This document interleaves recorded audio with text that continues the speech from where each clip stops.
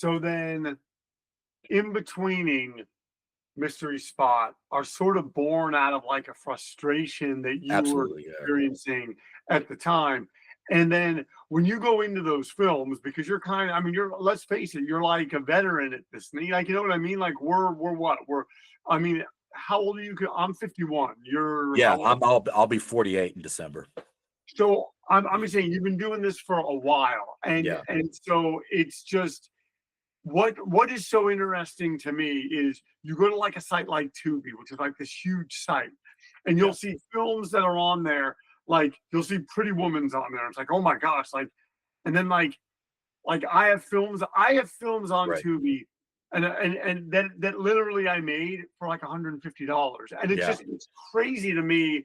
Right. Like, so where I'm going with this question is like, how did you get the gumption to then jump into Mystery Spot and In-Betweening? You know, getting past the hurdles in your head of these people aren't interested. I'm going to get it done, and then it's going to have to do the festivals, or it's going to. But what's crazy is, correct me if I'm wrong, the festival scene isn't what the festival scene used to be in the Right. '90s.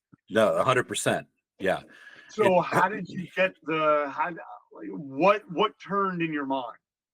Well, it was kind of like I almost got backed into a corner in a way, because I was doing the work on set for other people, like ADing and LPing on movies. And I was doing that. I did that for several years, and I was actually about to enter the DGA program to get guild certified to be an assistant director. But around that same time, I really started to I mean, I had some health issues where I was like, I can't do this. I'm just That's a not. tough job. Like Yeah. assistant Yeah. And director. it was, That is, yeah. And it was just like, it was bad set after bad set after bad set, just wore me down, wore me down. I'd get home for a couple of weeks. My daughter was little at the time. I couldn't like spend time with her, so it's like, it was affecting everything. Right. So I was like, okay, let me get a real job, a job, which I had, but then I got laid off, and then I did the AD stuff for a while. So let me enter the workforce again after doing like side jobs, like the delivering pizzas and stuff like that. It just wasn't enough to pay the bills. So I got a side gig, or no, I got a full-time job that paid well, but it was like the shittiest cubicle job, office space type situation. It was a super bummer, but I was starting to catch up on bills and sock away money. And so I started to think, maybe I could sort of just finance my own thing, And so at the time I was like, maybe I could self-finance Mystery Spot, because I'd already written that out of frustration. And so right when I started to really think about it, I got fired from that job. And then I kind of freaked out, and I was like, okay, well, what are my choices? I can try to get another job. I can try to work on sets again, but I know that's bad for my health. Or I can try to get Mystery Spot financed by somebody, which in the time working on other people's sets, I had met these producers that would always tell me, Mel, we love you. If you have anything that you want to make, let us know. If you have anything that you want to make, let us know.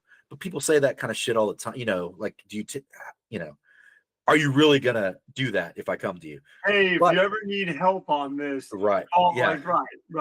Right. However, like, I was so desperate, like I literally was carrying my box of shit out from this job I got fired at.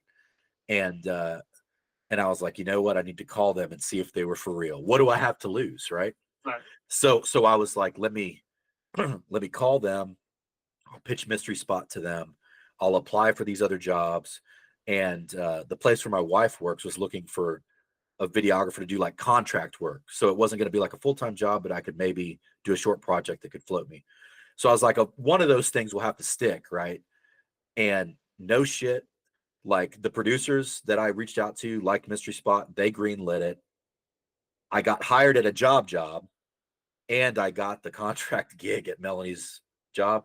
So it's like, then I had a whole different problem. Like, I'm like, how do I do all three of these things at once, And so I'm like, of course it has to be some weird, like, monkey's paw type situation where I get my wish and it's like the worst possible version of it, But we made it happen. We made it What happen. did your wife say at the time when you're like, because you're probably bouncing the three things off, going, "What do I do? What do I not Yeah. like?" Yeah. What was her take? She pretty much said the same thing I just said. She was like, "Well, one, you'll get one of them," and I'm like, "Well, hey, guess what? I got all three." And honestly, I think she was pretty resistant to me doing Mystery Spot because she had seen. I mean, she lived through what the other movies did to us. She had to experience it too. You know what I mean? And then like what? Not just those movies that I made, but the movies I worked on, what they did to me, my health, right? But I was like, well, let me have one more chance to make my own thing, and this is like, I'm so proud of this script. I get to work with some people I've always wanted to work with. It's very personal. It's kind of different from the other stuff I've done. Let's see how it does. And again, I'm super proud of it. I'm glad I made it, but it was a whole different set of issues, like I got on the set. I didn't realize how bad my PTSD was from making movies. I was like, oh, well, it's because I'm working for other people, or I didn't have, XYZ. I had all that this time around and it still sucked. I had a great crew, that were all, and they didn't realize that I was having such a bad time in my head. They're like, wasn't this great? I'm like, no, it was living hell the whole time. But I got it. And then like the post-production was hellish because just a lot of disagreements with the producers and stuff. Did you do And your own editing, or did someone else? yeah, I did it. And it stretched out through, we were in post all during COVID because we shot it in 2019. So at least there was that, like we had time, like there was no real deadline because everything was shut down. And then, when it came out, it did get into a festival. It got into a couple festivals that I'd always been aiming for. And I'm like, this is going to be the one that makes a difference. Every time someone's movie gets in this festival, it's like their springboard. And for whatever reason, not for me. It kind of came out to deaf ears or whatever. And the thing is, we got good reviews. Like that first weekend that it premiered, I was stressing out and like waiting to read reviews. And I just kept getting sent all these super positive stuff. Like people are like, it made me cry, and it really touched. And so I'm like, God damn, okay, I made something good, like it'll finally happen. And just nothing, How do you deal with that now? Now with like in betweening, or is the situation different? The situation is different. And to be honest with you, that the Mystery Spot experience